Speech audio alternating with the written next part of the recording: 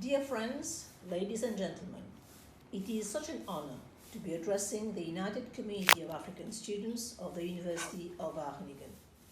Wageningen University remains one of the best ranked universities in the field of agriculture. Friends, let's go back to the 1990s and look at the picture being shared on the media about Africa's agriculture. What do you see? A woman with a baby on the back with a hoe and digging a dry field in the hot sun. This is how Africa's subsistence agriculture was portrayed. Now, fast forward to 2019. What do we see? Agriculture is now being regarded as not just a development activity or a social sector, but a business, and where the size of the food and agribusiness market in Africa is estimated at $1 trillion by 2030. How did this happen, you may ask yourself? Well, ladies and gentlemen, agriculture has to feed a world of 9 billion people. We need nothing less than a new green revolution. Agriculture already dominates our planet, whether it's 40% of our land surface, 70% of the water we use, and even 30% of our greenhouse gas emission. In fact, agriculture has the single most powerful force unleashed on this planet since the end of the Ice Age, no question. Ladies and gentlemen, by 2040, Africa's workforce could be 1 billion strong, and so finding jobs for this young population should be at the forefront of government agenda. This challenge is coupled with Africa's increasing demand for varied and nutritious food. The solution to both is obvious: build successful agri-businesses. These will not only provide food for Africa, but jobs and wealth for young entrepreneurs like yourselves. Right now, Africa's agricultural value chains are underdeveloped and in places non-existent. Yet, we need not only to boost up productivity, but strengthen an agribusiness value chain and to cater for new customers. Fragmented producers or businesses can be brought together to combine their resources. Growth of national and regional trade for the urban retail sector should also be supported. Investments that aid these processes will deliver a stronger environment for jobs and wealth to be created. So, my dear friends, young people who viewed agriculture as a dead-end career that entails lifelong labor on a farm must rethink.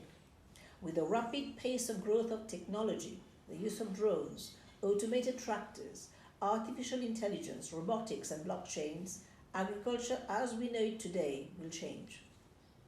Take the 27-year-old Sinai Waldefeil, a business administration graduate. He spotted a gap in the market for exporting spice blends to Ethiopians living abroad in the US and in Europe. Since he set up in 2012, demand for his products has increased, and he now exports to African market. He has carved a successful career from agriculture and without a hand-hoe in sight. So how can development professionals help fledgling entrepreneurs in rural food production to become business people? It is critical to bridge the gaps in education. There is an urgent imperative to radically modify the curriculum in many of our universities to embrace new trends, new technologies with a focus on agribusiness entrepreneurships for young people. Technologies to achieve Africa's green revolution exist. For the most part, they are all just sitting on the shelves.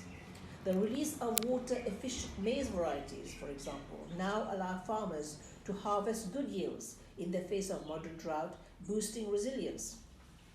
Heat-tolerant and disease-resistant livestock and technologies for ramping up aquaculture exist. Friends, with the right investment to support entrepreneurs in agriculture, profitable careers await Africa's young population. Access to finance is critical and should not stop at access to microfinance.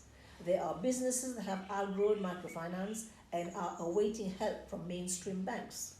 They should be supported with their own tailored financial products that will help them grow to a size where they can bank with commercial banks. Lenders should also take into account the viability of the whole value chain in which an agricultural entrepreneur operates, sharing the risk among other actors and allowing borrowers to benefit from higher lending on better terms. It's also important to realize that we cannot create an entrepreneur, but you can create an environment that will help them thrive. Governments and donors must invest in the institution and infrastructure that support them. The taps for global climate finance may be flowing, but they are only dripping for Africa. Of the $820 billion in climate finance flows for 2015-2016, only $16 billion or 2% was for Africa. Africa is being shortchanged. Economic policies and financial incentives must be put in place to inspire a generation of agricultural entrepreneurs. There is no reason why Africa should be spending $35 billion a year importing food.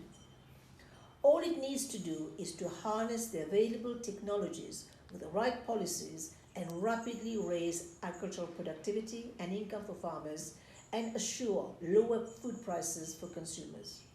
Let's show Africa's youth that agriculture can turn a profit and be an attractive career. However, to be able to make a dent, we must reduce inequality and insecurity of access to land, especially for women who form majority of farming population. The challenge of access to land for women is not just a technical issue, it is a political issue. National governments should promote, ensure, and expand the access of women to land. Women's secure access to land is not a favor, it is a fundamental right.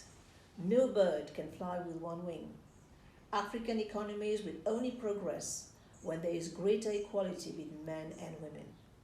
African agrarian system must support dynamic and market-oriented agriculture with a commercial orientation while building equity, fairness, and collective wealth from the soil. Friends, the future of food in the world will depend on what Africa does with agriculture. Yes, you heard right. Africa holds 65% of uncultivated arable land left to feed 9 billion people by 2050. And yet, only 10% of this is cultivated. That's a mere 40 million hectares. Africa accounts for 75% of world's cocoa production, with 65% produced in Côte d'Ivoire and Ghana. But when the continent only receives 2% of the $100 billion annual revenue from chocolate globally, the reason is because Africa exports just raw cocoa beans. Same pattern exists for cassava, cowpea, millet, and sorghum, amongst other crops. Producing raw material is no longer enough. It is time for Africa to move to the top of the global food value chain through agro-industrialization and add value to all of what it produces. The demand for raw commodities is elastic, but the demand for processed and value-added commodities is not. The price of cotton may decline, but never the price of textile and garment. The price of cocoa may decline, but never the price of chocolates. The price of coffee beans may decline, but never the price of brewed specialty coffee at Starbucks. The reliance of the continent on export of raw commodities exposes it to high variability and instability of global commodity prices. There is absolutely no reason for Africa to become food insecure. Africa must become a breadbasket for the world. Unlocking this enormous potential of Africa's agriculture must be at the top of global food security agenda. To be able to achieve this, we need to invest in you, the youth of Africa. You are not just the future, but also the present. I do not believe the future of Africa's youth lies in migration to Europe. Your future lies in an Africa with a more rapid and inclusive economic growth, which creates quality jobs. As John Lennon's words resonate, the future was yesterday, and we are already late. We have the moral obligation, duty, and responsibility to rise together and end hunger in Africa. And we must go much further, turn agriculture into a business for creating wealth. We must join our hands and efforts together and fulfill the SDGs. Without Africa, the SDGs cannot be implemented. The success of the SDGs in Africa, therefore, will make them a global success. So let us bring our seedlings and our hands on the tractor steering wheels, plow, sow, and reap a bountiful harvest from Africa to help feed the world. Thank you for your attention.